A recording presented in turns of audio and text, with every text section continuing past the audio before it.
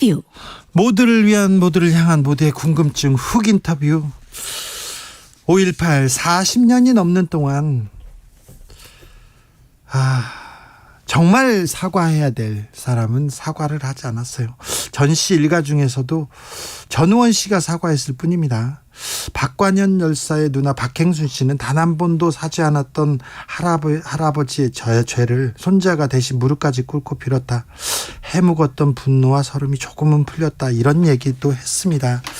그런데 전두환 씨가 죽었지 않습니까? 죽음 이렇게 보내면 안 됐는데 이런 생각을 많이 했어요, 사람들이. 왜 근데 전두환 씨는 단 한 번도 고개를 숙이지 않았을까요? 사과하지 않았을까요? 이 문제에 대해서 고민해 보겠습니다. 책 전두환의 마지막 33년, 그는 왜 무릎 꿇지 않았는가를 쓴 정아은 작가 모셨습니다.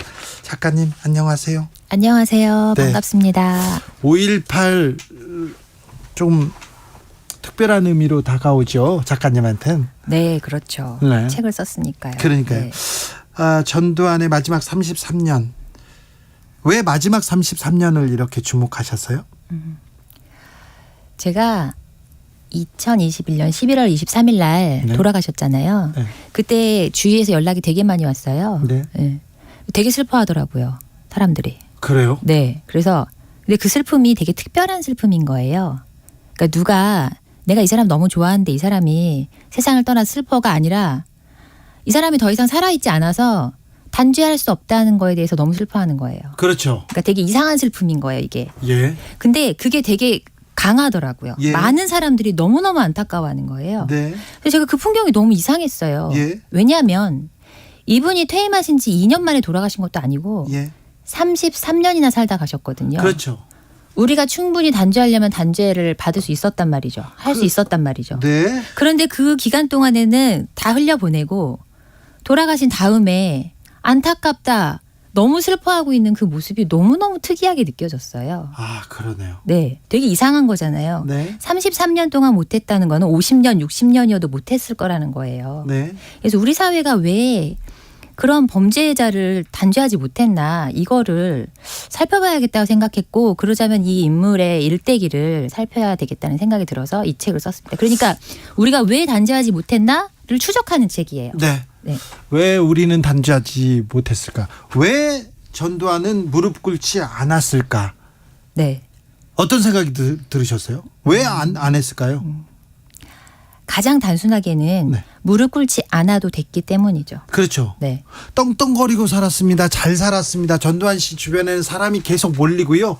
계속 충성하고요. 그런 사람들 많았습니다. 얼마 전까지도 장세동 씨가 얼마 전에 인터뷰를 해가지고 네. 뭐 사과할 필요도 없다. 뭐 역사가 알아서 해주겠다. 이렇게 얘기했는데 장세동 씨는 2002년도 대선에 나왔습니다. 대선 주자로. 그래서 네. 장세동 씨한테 가가지고 당신 살인자인데 어떻게 대선에 나왔냐, 왜 나왔냐 얘기했더니 각하를 욕보여서, 세상이 각하를 욕보이고 모욕하고 그래서 자기가 단죄하려고 나왔다는 거예요. 네. 이 사람들이 이게 뭔가 그런 생각이 들었습니다, 그때. 근데 그런 일이 있어. 정말 떵떵거리고 고개 뻣뻣이 들고 살았어요.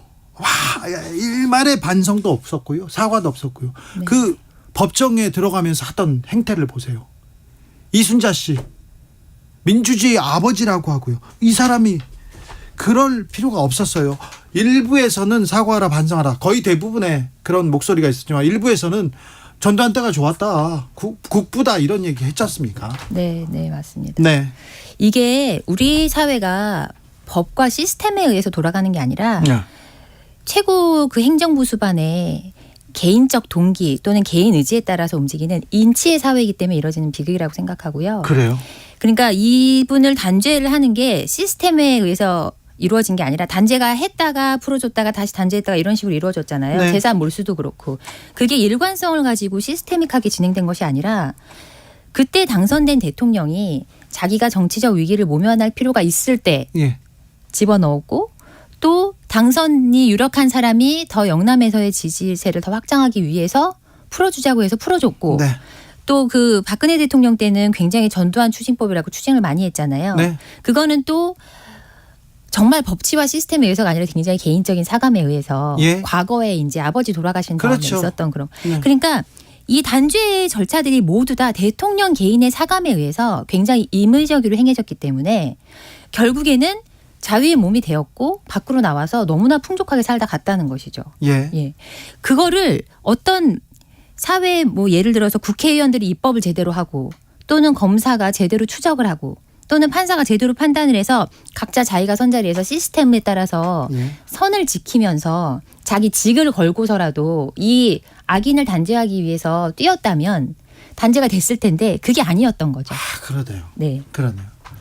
인치의 그늘이죠. 인치의 그렇죠. 그늘. 네. 전두환 씨 주변 사람들 있지 않습니까? 그 쿠데타에 참여했거나 아니면 그 뭐라고 해요? 그 전두환 정권에 이렇게 같이 참여했던 사람들, 그런 엘리트들, 그 사람들은 잘 먹고 잘 삽니다. 전두환 씨 주변 사람들은요, 제가 재산 추적하다 특징이 있었는데 스위스에 계좌를 만들었고요. 그리고 미국 뉴욕 주변에, 뉴욕 뉴저지 주변에 대저택을 삽니다. 그렇게 지냅니다. 지금 자손이 떵떵거리고 잘 삽니다. 네. 그런데 그 사람들은 전두환 때가 편했다, 그렇게 얘기도 할 수 있는데 왜 많은 사람들이 전두환 때는 살기 좋았어 이 얘기를 그냥 스스럼 없이 할까요? 부끄럼도 없이. 일단 그때는 정보가 차단돼 있었어요. 네. 80년대에 유선 전화 보급률이 7.2%였습니다. 예. 그러니까 지금과는 완전히 다른 시대였기 특권층만 때문에. 전화기를 그렇죠. 갖고 있죠. 예. 그래서 정보는 정말 몇 개의 신문과 몇 개의 방송을 통해서만 퍼지는 것이지 그 말은 즉 최고 직위에 있는 사람이 마음만 먹으면 왜곡된 정보로 사람들을 많이 속일 수 있었던 거예요. 네. 그래서 이게 알려지지 않았고 그래서 사람들이 대통령에 대해서 그 방송에서 정말 너무나 적극적으로 소탈하고 인자한 대통령, 구국의 대통령 이런 거 했잖아요. 언론 부역자들 많았어요. 그렇죠. 그게 많이 먹혔고 예. 그리고 그 7.5년 동안의 치세가 지나간 다음에 또 노태우 정권이 들어와서 연성 군사 정권으로 5년을 더 했잖아요. 예. 그때 너무나 많은 기득권들이 사회 곳곳에 파고들었기 때문에 네. 이제는 그런 미화 같은 것들이 굉장히 시스테믹하게 이루어졌고 그 여파로 지금도 그렇게 생각하고 있는 것이죠. 네. 예. 작가님 소설 쓰시는 분인데 이번에는 논픽션이죠. 네. 어떻게 이렇게 생각하게 되셨어요? 제가 원래 소설을 쓰기 전부터 저는 원래 역사를 좋아해요. 네. 역사 덕후입니다. 네. 예. 그래서 제가 언젠가는 대하 소설을 쓰겠다고 생각을 하고 네. 있었어요. 이명박 전 대통령 또 쓰시면 제가 도와드릴 텐데. 네. 자, 연락드리겠습니다. 네. 근데 제가 그냥 작가로 데뷔한 다음에는 현대 소설들을 주로 쓰고 있다가 네.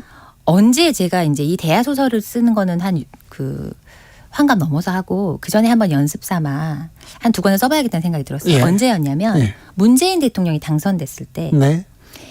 이게 굉장히 재밌는 현상이라는 생각이 들더라고요. 네. 그러니까 제가 생각했던 책은 이거였어요. 1권은 두 군인이에요. 네. 전두환, 노태우. 네. 2권은 두 변호사예요. 네. 노무현, 문재인. 예. 그래서 같은 직종에서 친구가 예. 나란히 정권을 주고받았던 얘가 사실은 전 세계적으로 없죠. 흔치 않죠. 네. 예, 그래서 제가 이 신기한 현상을 써보고 싶더라고요. 사회하고 그거를 통해서 사회를 드러내고 싶었던 거죠. 예. 더군다나 그 이제 정치의 사법화 현상이 되게 심해지고 있잖아요. 예. 특히나 최근에 있었던 대선 2번은 다 검사하고 변호사의 대결이었단 말이죠. 예. 그러니까 그 2권은 그거하고 연결을 시켜서 사회를 드러내고 1권은 이제 군부 독재를 드러내고 싶었는데 그렇게 해서 원래는 그 2권짜리 그렇게 쓸 생각이었는데 그중에 1권의 등장인물이었던 전두환 씨가 2021년에 돌아가시면서 네. 제 마음에 의문이 생겼던 거죠. 예. 어떻게 저렇게 죄책감을 느끼지 않을 수가 있나 사람이? 예. 저분도 사람인데? 예. 정말 안 느꼈을까? 이게 너무 궁금해진 거예요. 그래서 이걸 파봐야겠다 생각하고 이제 한 인물로 포커스를 두고 그분을 네. 쓰게 됐죠. 예. 그래서요. 네. 추적해보니 연구해보니 인간 전두환은 어떤 사람이던가요? 이분 되게 모순적인 분이에요. 그 안에 예. 너무나 상반된 인격이 들어있는 거죠. 네. 우리 모두 그렇지만 이분은 그게 굉장히 심했어요. 그래서 이분이 그분 주위에서 일했던 사람들 들어보면 굉장한 애처가였다고 합니다. 애처가였어요. 네, 엄청난 애처가였어요. 저 애처가였어요. 네.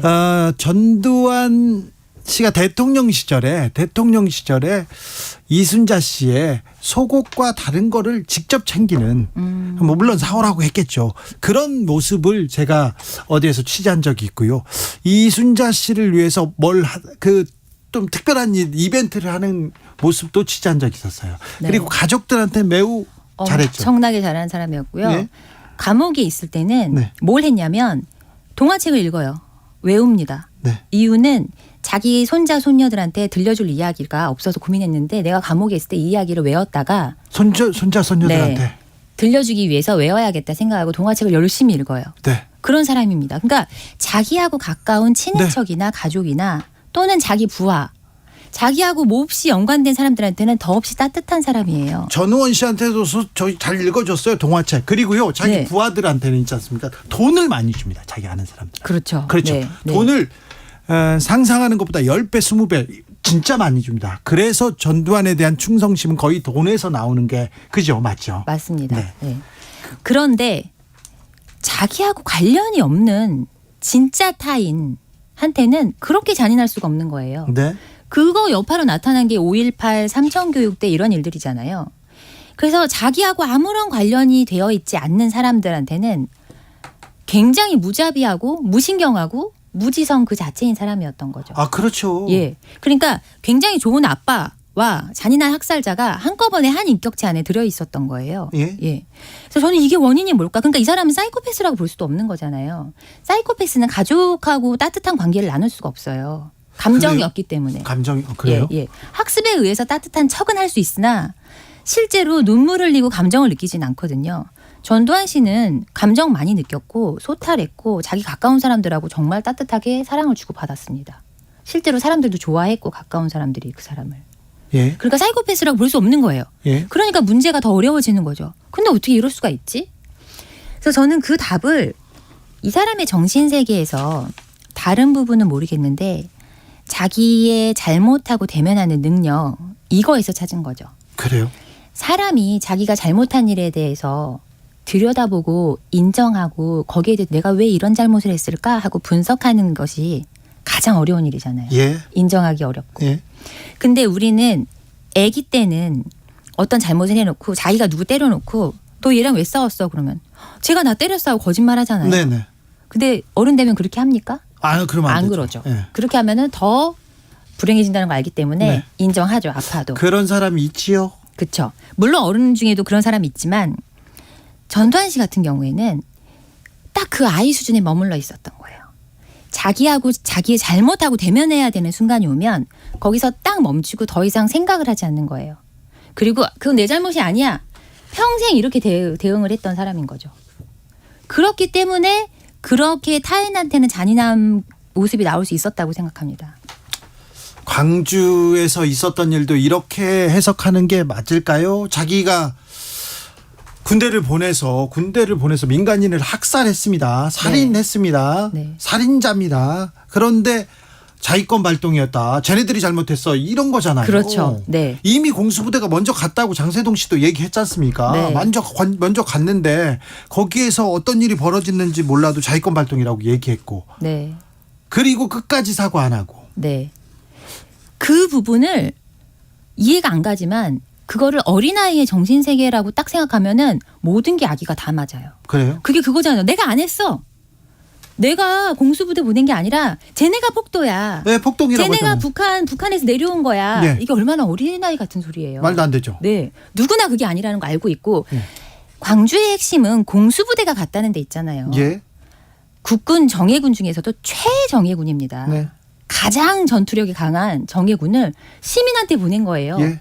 이미 그때부터 살인은 이미 시작 그 예고가 돼 있었던 거죠. 그렇죠. 예. 네. 근데 그 부분에 대해서는 전혀 인정하지 않고 쟤네가 폭도야 이렇게 하는 거는 어린아이의 수준에 머물러 있는 거죠. 네. 예. 예. 더 문제는요. 그런 말도 안 되는 전두환을 지금도 추종해요. 전두환 때가 좋았다. 그게 아니라 지금도 추종해요. 정치 세력은 전두환 당에서 지금 뿌리로 지금 이어가기도 하고요. 네. 어떤 사람들 아직도 추앙하고 있습니다. 네. 이걸 어떻게 봐야 됩니까? 일단 저는 그게 옛 시절에 대한 향수일 수도 있고 80년대에는 우리가 하나의 국가의 국민이라는 생각이 대단히 강했고 공동체가 많이 남아 있었어요. 예. 그래서 내가 열심히 일하면 국가를 위해서 열심히 일하고 국가가 나를 보호해준다는 느낌을 받는 시대였거든요. 그 이유는 냉전 체제 하에서 일국 경제가 가능한 때였어요. 예. 대통령이 한 국가의 경제를 쥐락펴락하면서 자기가 영향력을 끼쳐서 대단히 카리스마 있게 지도할 수 있는 그런 시대였던 거죠. 네. 그런데 냉전이 끝나고 공산주의 국가와 자본주의 국가가 다 하나의 체제를 갖게 되면서 모든 시장이 하나가 되면서 글로벌 경제가 된 거예요. 예. 지구가 한 마을이 되면서 더 이상 일국 경제라는 게 불가능해진 거예요. 네. 그래서 한 명의 대통령이 나와서 한 나라의 국가 경제 전체를 좌지우지하는 것 자체가 불가능해진 거죠. 네. 그만큼 통제력을 발휘할 수도 없고요. 예. 그렇기 때문에 그 여파로 뭔가 소속감, 하나라는 생각, 우리가 똘똘 뭉쳐서 어디 가고 있다는 생각 자체가 가질 수가 없는 시대가 된 거예요. 네. 그래서 사람들이 그리워하는 거는 그 80년대 시절이 갖고 있던 틀 자체이지. 네. 근데 이제 사람들은 그거를 그 당시의 지도자하고 헛갈리게 생각하잖아요. 그렇죠. 과거는 아름답게 미화될 수도 그렇죠. 있어요. 향수를 네. 가질 수도 있는데 네. 그때 그 지도자 이것도 별개죠. 그렇죠. 네, 자세히 보면. 네. 자, 전두환을 연구를 오래 하셨으니까 전두환 씨가 보이면 이런 지도자로 보이면 그 이승만, 박정희 전 대통령과는 어떤 좀 차별점이 보입니까? 어떤 점이 비슷하고 어떤 점이 좀 다릅니까? 그 두 분 일단 비슷한 점은 다 독재를 했다는 거고요. 예. 그런데 이 이승만, 박정희 대통령의 경우에는 일단 가장 자격상 큰 차이는 이승만, 박정희 대통령은 각각 2번, 3번씩 국민의 선택으로 대통령이 됐어요. 그 뭐 선거는 있었죠. 투표로 네. 당선이 됐습니다. 네. 물론 투표가 완벽하진 않았죠. 예. 부정선거도 있었을 테고. 하지만 어쨌든 일말의 정통성은 있었던 셈이죠. 네. 전두환 씨는 한 번도 국민의 선택을 받은 적이 없습니다. 체육관에서 네. 우리나라 역사상 한 번도 국민의 선택을 받지 않은 유일한 대통령이에요. 그게 네. 가장 큰 차이점이고요. 그렇죠. 예. 쿠데타로. 두 번째 차이점은 박정희, 이승만 대통령은 어느 시점까지는 자기 나름대로 존경을 얻을 만한 경력이 있어요. 네. 이승만 대통령은 당시 그렇죠. 우리나라 최고 학벌이었죠. 그러기도- 프리스턴대 박사. 그리고 독립운동도 독립투사로서의 했어요. 예. 네. 그러니까 과거 어느 시점까지 훌륭하게 살았던 인생의 경력이 있는 거예요. 그렇죠. 예. 그리고 박정희 대통령도 그 대통령이 되기 전까지 교사도 했고 되게 여러 가지 능력이나 이런 면에서 그러니까 변절을 했던 역사는 있으나 네. 군대 내에서의 신망도 높았고 따르는 그 장군을 따르는 사람들도 많았고 그리고 뭔가 국민들을 배불리 먹여야겠다는 그런 사명 하에서 뭔가 존경을 얻을 만한 그런 경력들이 있었던 거죠. 네. 그렇기 때문에 투표에서 당선도 되셨고. 그런데 전두환의 경우는 그게 아니었다는 거죠. 과거에 그렇게 그 공동체의 신망을 얻을 만한 그런 경력도 없었고 투표로 되지도 않았고 예. 이게 큰 차이인데 전두환 씨는 그거를 헛갈렸던 것 같아요. 자기가 봤던 박정희의 모습 중에서 가장 편법을 쓰고 가장 못나고 가장 잔인했던 면만 그대로 끌어와서 배웠던 것 같습니다. 그렇습니까? 네. 전두환 씨하고 윤석열 대통령하고 이렇게 비교해 보면 어떤 점이 보입니까? 그것은 제 책을 보면 예 스스로 깨닫게끔 예, 제가 만들어놨습니다. 그렇습니까? 네. 아니 지도자인데 네. 어떤 덕목이 겹치고 어떤 덕목은 차이가 나는지 좀 물어보고 제 책을 싶습니다. 보면요 역대 대통령들의 공통점과 차이점 네. 지금 현재 대통령에 대한 것도 다 알 수 있습니다. 예. 이렇게만 말씀드리죠. 네. 우리는 어떻게 전두환을 기억해야 될까요? 그게 가장 어려운 문제인데요. 개인은 시대가 낳는 거잖아요. 네. 예, 그분의 개인 인성으로만 찾을 수는 없고 물론 그분이 원래 타고났던 그런 성향도 있었지만 또 시대가 추동한 면도 많이 있었죠. 그렇죠. 우리나라가 너무 가난했고 순식간에 근대화를 이루어야 했기 때문에 안 되는 것을 되게 하는 지도자를 많이 추동했어요. 사회 네. 자체가. 예. 거기서 나왔던 그런데 이 사람 기질 자체도 대단히 대담하고 예. 성찰하지 않고 추진하는 사람이었기 때문에 그것과 사회의 기운이 만나서 이런 극단적인 돌연변이가 나왔던 것 같습니다. 그래서 그걸 기억해야 될 것 같아요. 사회가 원하는 것이 무엇인가, 분위기가 무엇인가. 예. 자, 우리 시대의 5.18 정신은 무엇일까요? 생명이죠. 생명. 예. 5.18의 발발은 눈앞에서 나와 똑같이 생긴 사람이 갑자기 대검으로 머리를 맞고 피를 흘리며 쓰러지는 걸 본 데서 시작한 거잖아요. 네. 그것이 가장 중요한 사건이었죠. 네. 그래서 내 눈앞에서 피를 흘리며 쓰러져가는 사람에 대한 너무나 슬픔과 그런 걸로 분연이 들고 일어선 거였잖아요. 네. 그 생명이라고 생각합니다. 그 앞에 가만히 있지 않았던 사람들의 마음. 네. 예. 여기까지 듣겠습니다. 정상무님께서 책 제목이 뭔가요? 전두환의 마지막 33년 그는 왜 무릎 꿇지 않았는가입니다. 전두환의 마지막 33년의 작가 정하은 작가와 말씀 나눴습니다. 감사합니다. 감사합니다. 교통정보센터 다녀올까요? 유하영 씨. 네, 이 시각 고속도로는 퇴근